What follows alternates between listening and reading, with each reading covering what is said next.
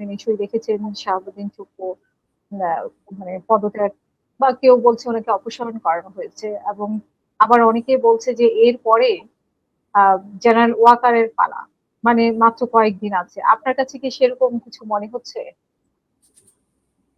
না, গুজবের ডালাপালা তো বাড়বেই, এবং একটা ভাইব্রেন্ট ডেমোক্রেসিতে নানা মত থাকবে, নানা পথ থাকবে, এটাই আমাদের আকাঙ্ক্ষা।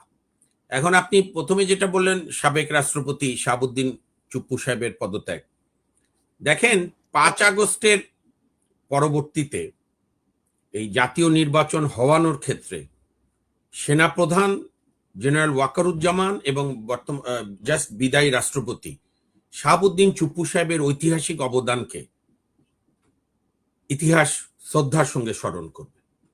বিশেষ করে 8 আগস্টে ইউনূস ওথ নিল, ইউনূস এবং তার সাঙ্গপাঙ্গরা শাহাবুদ্দিন সাহেবের কাছে ওথ নিল।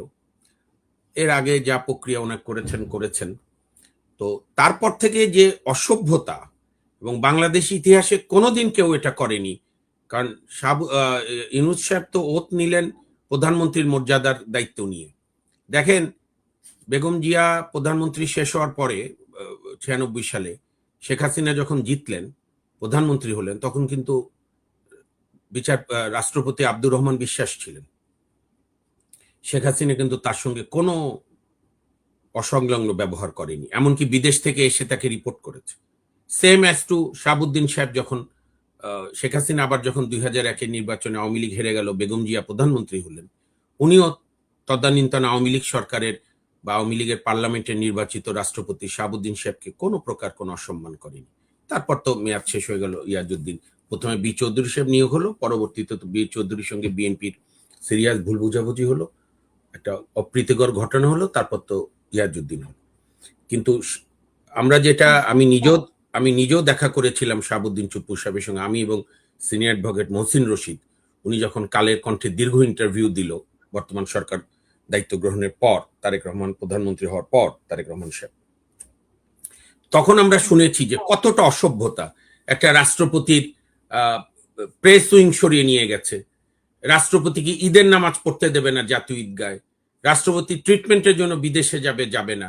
তারপর আরেকটা যে আপনার বড় বড় কথা বলছে এতকাল, দায়িত্ব নেওয়ার পর তার স্বামী তো নাকি এই আওয়ামী লীগের সাবেক মন্ত্রী নসরুল হামিদ বিপুল সম্পত্তি দেখাশোনা করে, এগুলো বাজারে নানা কথা। তারপরে আমাদের বীর মুক্তিযোদ্ধা যিনি আওয়ামী লীগ সরকারের বিরুদ্ধে আন্দোলনে তীব্র ছিলেন, সেই গণস্বাস্থ্যের প্রতিষ্ঠাতা এবং চিকিৎসা ব্যবস্থাকে মানুষের দোরগোড়ায় আনার যে নায়ক, সেই ডাক্তার জাফরুল্লাহ গণস্বাস্থ্য দখলের জন্য ওই রিজওয়ানারা উদ্যোগ নিয়েছিল। তো সেই রিজওয়ানাই একদিন কোন এম্বাসিতে বিদেশে গিয়ে দেখে সিটিং রাষ্ট্রপতি তার ছবি নামিয়ে দেওয়া। এই যে মব এবং অসভ্যতাকে ইউনূস এবং তার গ্যাং, আসিফ নজরুল থেকে শুরু করে বাকি সবাই এই যে রাষ্ট্রীয় পৃষ্ঠপোষকতা দিয়েছে, সেইখানে নানা অ্যাটেম্প সত্ত্বেও নানা মব করা, আবারও আরেকটা গণভবনের মতো রাষ্ট্রের সম্পদ বঙ্গভবনকে লুট করা, ট্রাক এনে দাঁড় করে রাখা, কি না করেছে।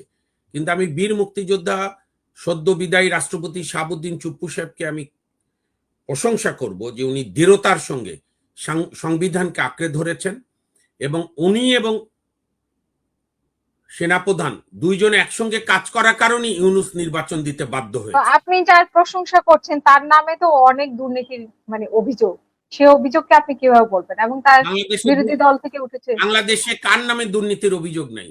উনি তো একটা রাষ্ট্রের দায়িত্বে ছিলেন, রাষ্ট্রপতি সর্বোচ্চ। যারা বিরোধী দলে এখন, যারা ছাত্র আন্দোলনের সমন্বয়ক, তাদের বিরুদ্ধে তো দুর্নীতির অভিযোগ আছে। কারো বিরুদ্ধে অভিযোগ থাকলে তদন্ত হবে, সেইটা না। জামাত, এনসিপি সহ এই গ্যাংদের আপত্তি যে একজন বীর মুক্তিযোদ্ধা এতদিন রাষ্ট্রপতি ছিল। আমি ওগুলো নিউসেন্স কথার উত্তর দেব না। আমি যেটা মনে করি যে আমরা যখন দেখা করেছিলাম, আপনি কি মনে করেন না যিনি এই একজন রাষ্ট্রপতি হয়েছেন পরবর্তীতে, কিন্তু তিনি বলেছেন রাষ্ট্রপতি হওয়ার পরে তিনি শেখ হাসিনাকে কদমবুচি করার জন্য তিনি কতদিন ঘুরেছেন, সেই কথাও তো আপনি নিশ্চয়ই শুনেছেন। না, সেইটা না বললে হতো, কিন্তু এটা তো ফ্যাক্ট। বাংলাদেশের রাজনীতিতে শেখ হাসিনা যতদিন বেঁচে ছিলেন, খালেদা জিয়া বা এখনকার নেতারা কেউ কাউকে কদমবুচি না করে তো আগাতে পারে না। আর উনি যখন কদমবুচির কথা বলছেন তখন উনি রাষ্ট্রপতি না, উনি তখন উনি ছাত্র জীবনে ছাত্রলীগ করেছে, যুবলীগ করেছে, মুক্তিযুদ্ধের গর্ব ছাড়াও।